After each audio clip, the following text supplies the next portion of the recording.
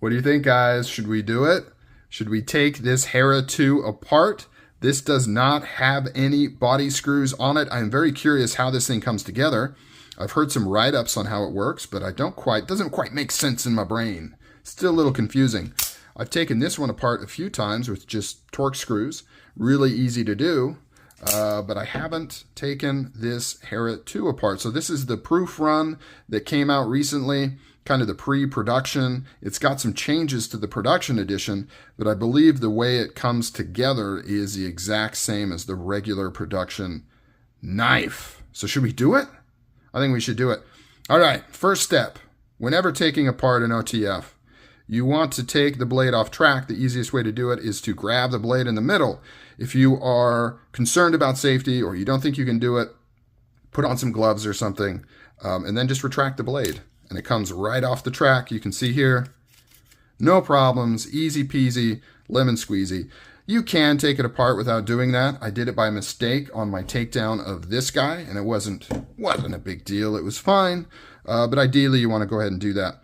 So on these, I believe we want to take a T30, which is what this guy is here, and then I'm trying to stay on camera here, and then unscrew this guy. Pretty easy. First time you do it, it is on there a little bit tight. But then it comes out no problem. There we go. Here is the screw that goes, the male part of the screw that goes in, and then the pocket clip here. Because this is the proof run, it does not have the silicone carbide ball that the regular production edition does. Okay, I don't know. What do we do now? What do you think we do? I have no idea, guys. This may be a disaster because I haven't thought this far ahead. I thought that maybe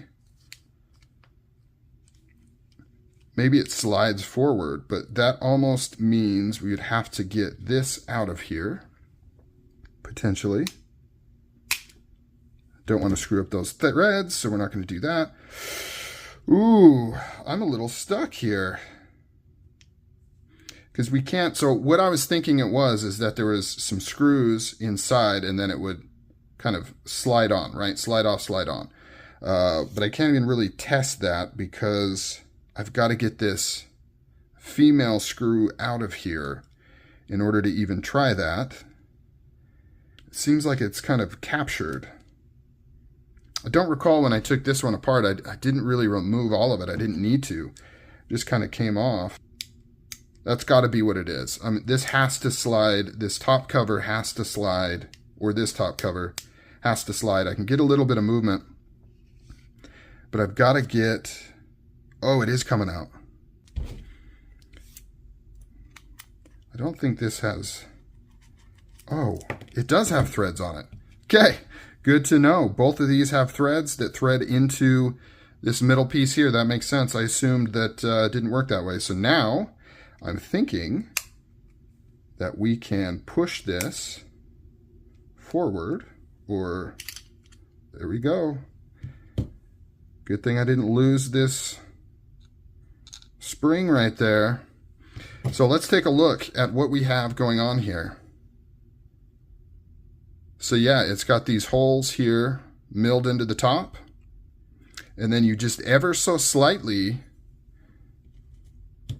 push them forward or back, I forget, to engage on these. So these are just Torx screws that screw right into the aluminum frame.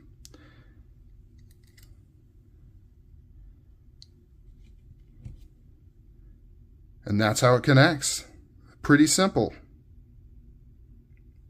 I would imagine you do not want to mess with the tension on these.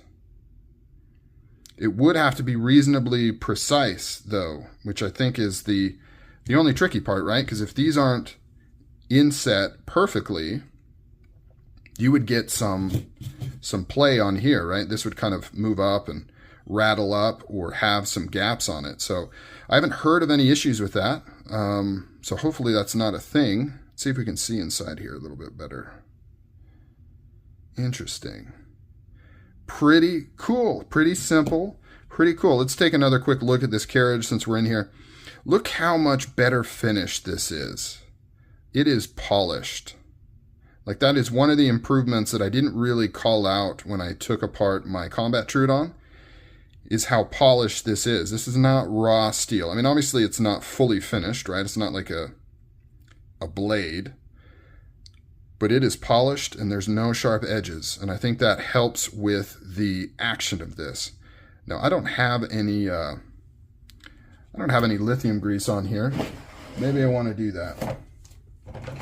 Just, you know, since I've got this thing open, just to prevent any spring sing. Why am I doing that? This goes over here. What kind of weirdness is going on? Now, it's going to be a little bit messy because I don't have any. Oh, and I'm off frame. This is what you get with my videos, man. It's just off the cuff, very little planning. We just go wild. Just wipe that on my pants. Why not? That's clean. That's nice.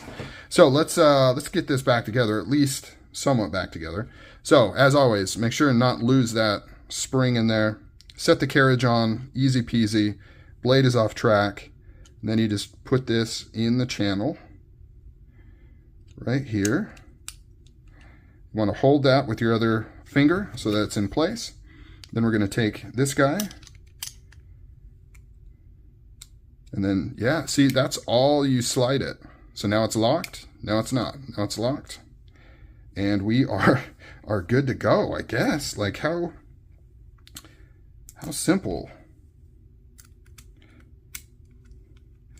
It's also good to know how this just threads right into that backspacer piece. Put this on here.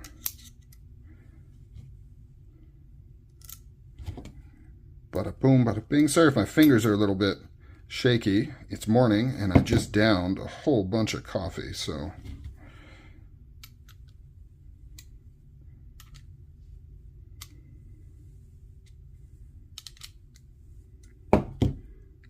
Trying to make sure I've got this pocket clip nice and centered. Tighten that up. Let's tighten this up. It's good. Good to go. Get this back on track. Pull it out. There we have it. What a cool system. Like I said, very interesting. You know, the machining precision in order to make sure that you don't have any gaps here and that there's no like play. I mean, it has to be perfect, and also to make sure that the scales sit correctly. That is some nice machining. All right, guys, that's it. We took down the Hera II. Now you know what's going on, so you don't have to do it if you don't want to. By the way, I put lithium grease on those springs just so it doesn't develop any what they call spring sing. If you've ever fired one and it kind of goes ting. Most people think that's a very undesirable sound. I would agree. And putting some grease on the springs will prevent that. For some reason, they're not doing that on these smaller springs. Maybe it's not as common, but I have heard of people complain about spring sing. I had some on my combat Trudon. I have not had any on this, but since I had it opened, I'm like, might as well just put a little on there, just as preventative kind of actions there. All right, guys, let me know what you think. Was it what you expected?